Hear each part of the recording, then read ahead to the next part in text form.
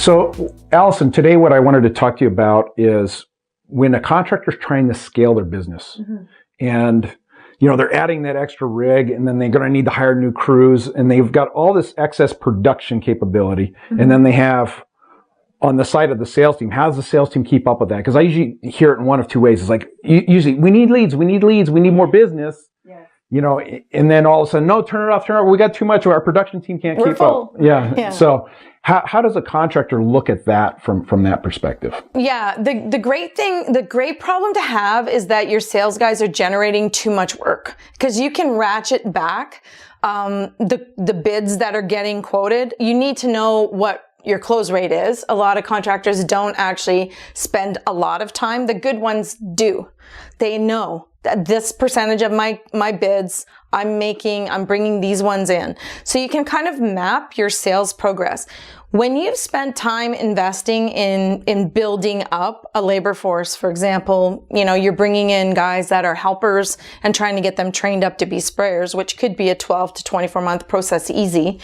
You want to make sure that when you make that purchase, that guy stays with you, or that gal stays with you. So it's really difficult to scale your operations team. Takes a lot of time, but it's easy to scale your sales side of things. So I would say the most important thing is you get the sales first. You're filling up your pipeline as you're getting your second rig on, and then you're watching that grow, and you can always add more sales power. Is there a strategy or approach to, because, and I get that, the amount of time and money, not only tied up in the equipment side, but also now you got to onboard new staff. And you need to keep them. That's critical. And so is there a strategy to, on the contractor sales side of where, hey, look, when we're maxing out that rig, before we bring on the next rig, let's start bidding our projects with bigger margins in them, so we start making more money. Right. To then all of a sudden, okay, we're gonna bring in that new rig. Now we need the business, so let's lower our volume so we can hopefully win more bids, so we can load up that rig. And then as it gets loaded up, is there some type of strategy of where you've got lower margins initially just to fill a thing up, and then as you get closer to maxing it out, we'll start piling it on, because that's going to help us justify that new rig? I'd say there's some of that's really, really well said. And it would depend on the geography that the contractor's in. So if you're in a really good geography that you've got a good pipeline, for example, if you're in the custom segment, that strategy would not work necessarily with adding production, because production is very much, it's very price sensitive. You're going after, usually mid to large size developments. But on the custom side, absolutely. You can start to bring your rates up to see what that tolerance level is, and you'll find it pretty fast.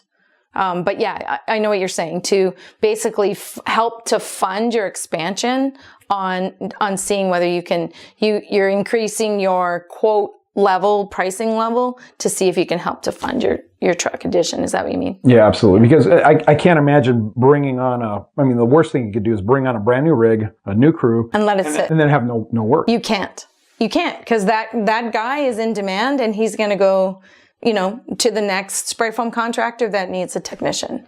So it really is, I think, the art of the sale and the estimating and the robustness around your estimating system, I think, is really important. There are systems out there that, make it easier for a small spray foam contractor to get some horsepower. There's a few systems out there that you can actually bring into your business, and it gives you more transparency on your job costs, your labor costs, how much utilization you're having on your crews, that type of thing. But I would say that operational excellence is really important. And it is a delicate dance when you want to invest and add that second rig. But when you're growing and you're doing a good job and you're getting those callbacks, you'll get a sense of, does that custom builder, can he wait for you, or will he wait for you?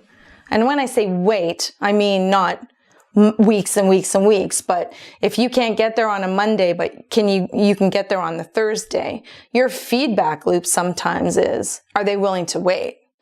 And if the answer is no, and you're replaced as easy as can be with somebody else that's going to show up with their rig that might have capacity, then that tells you a lot about your market pricing. So it just depends on, I would say, the geography. It really depends on what you can do. If you're in a state that's not widely populated, but has high loyalty levels, that's different. You know, the loyalty to you as a supplier to those customers. The most important thing with a custom builder is that you're reliable, you're consistent, you know, you show up when you say you're going to show up. My definition of integrity, do what you say you're going to do. Right? Yep. And those things, then custom builders build those relationships. Some of the very large contractors in our industry, they have those guys, they're backlogged. They're backlogged 4 weeks.